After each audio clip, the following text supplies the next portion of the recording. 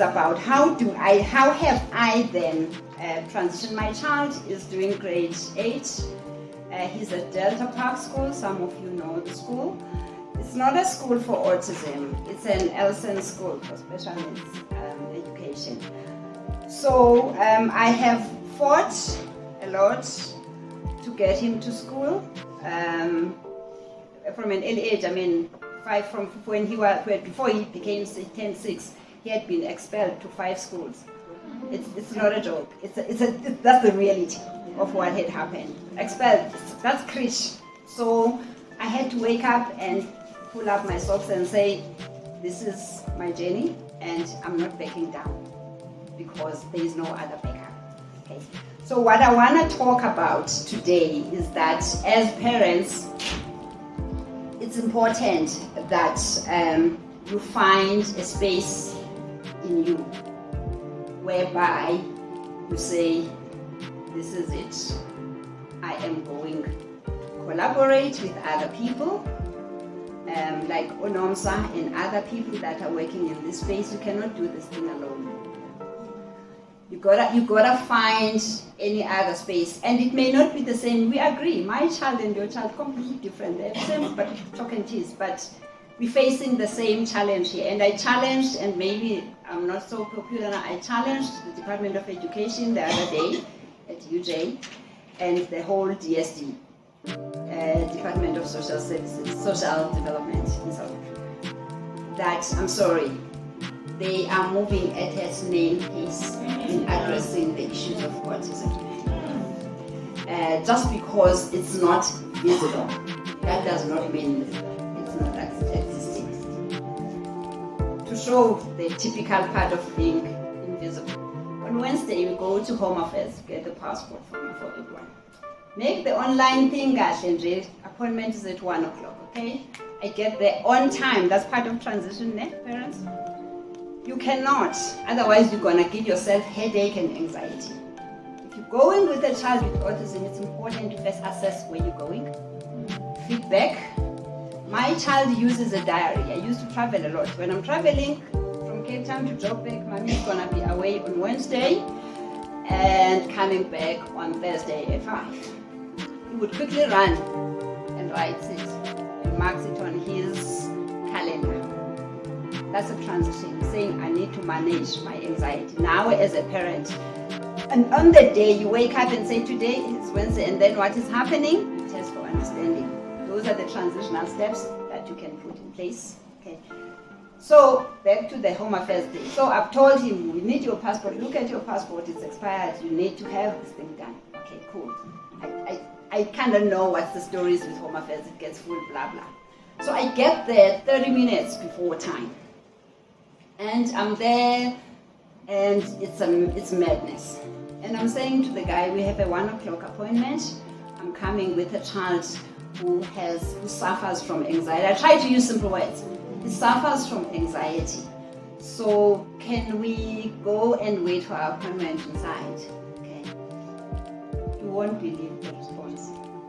Okay. First I said, I'm like, I may be ill, and then 15 minutes before, I'm like, this place is full. We're sitting outside. The guy says to me, Ugupi, where is he? No, he's here. So already now, me and my other son, we already ready. Somebody talk about wearing takings. So we already wearing taking. We ready that anything can come here because there's too many people here for starters. Yeah. It's outside. It's Pretoria Central. Yeah. So and then what this guy's done within that period. Then this guy calls people who do not have approval. I say, oh, hi, you've been here, come in. So there's stampede now. People pushing in. I'm like, whoa, smell it in. Then they go in. I think about 20 people go in. And then I'm thinking, it's not my turn yet. So actually, where is he? Did you get know he's there? Actually, this guy says to me, guys, I've never had anything like that. This guy says, who's over right? As long as ahleli phansi emthunzini in a shade. I kid you not. This was and I look at him, I'm saying, Guti, got nothing to do with the sun and the heat. I'm telling you, the place is overly crowded. I just need to sit in a simple corner and I did not finish my words. My son jumped the chair because he's thinking, what is going on? And now the guy is big. My child is 16. He's not as big as Zekwande. He's tiny, but my goodness, Amanda. I'm telling you, he pushed through this. So now the lady's like, no, what's happening? Why is this one rude? I'm like, I said, you know what? I told you earlier, 15 minutes, I asked for us to sit in a quiet place and wait for our turn. You said as long.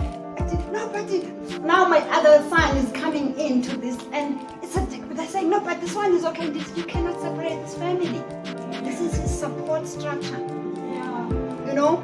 And I'm talking about this because I'm coming to the issue of transition, on the things that I think we need to influence in South Africa. Because it's not the first time I'm traveling with my child in business. I traveled to Heathrow with my son. It's the biggest airport and busiest. You know what they do, and I think it's something that we need to push as mothers, because in South Africa, unfortunately, nothing changes until you use almost an arrogant and a violent voice. Right? We know the only thing that changed with the past laws was because of women fighting. We are those women. UK has a thing, and even overseas, they've got the thing called, it's a lanyard, you know, it's lanyard, most of the things.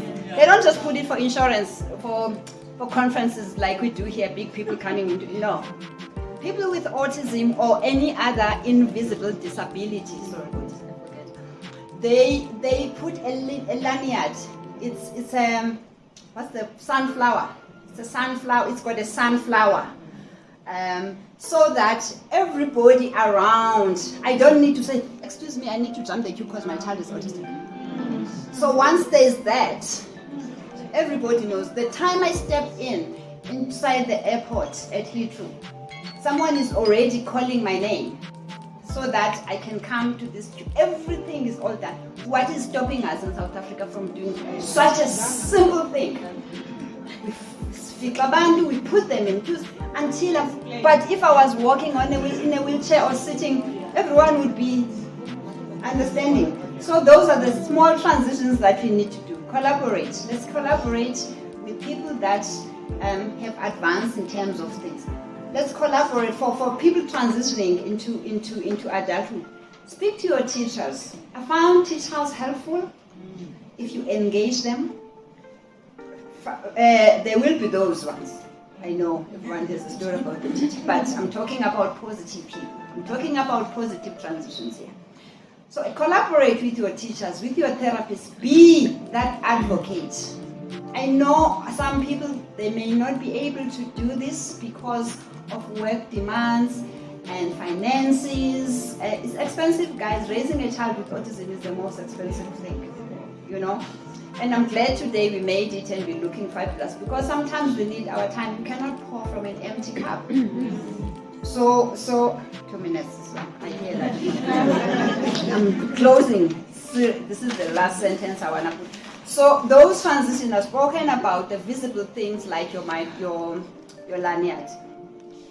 Spoken about just having a strength-based approach whereby you collaborate with your teachers to identify what are good things about your child in sport. If it's this, I've actually started a neuro hub, still at an infancy, but what I'm doing, and I need your views as well to speak. I'm speaking to the likes of Woolworths and other companies to say, with your learnerships and all these things, let's find a space whereby you can actually run learnerships for people with autism, and you start them young. Remember, I'm content. My child, I'm not going to subject my child to a matric examination. That's me, because I know I'm meeting where he's strong at. He's not going to be strong at sitting for matric exams for days in end, because already schooling is an anxiety-inducing thing. So there's a lot of things that we could talk about in terms of transition, but all I'm saying is it's important to put small little things that will help you and your child to transition into becoming an adult. One of them is making sure that whatever steps you are taking, you're making sure you're working towards them having a purposeful life, because that's all that we want. So we can talk afterwards. I'm available. I do not want to take more of your time. It's a lot to see. I can talk until...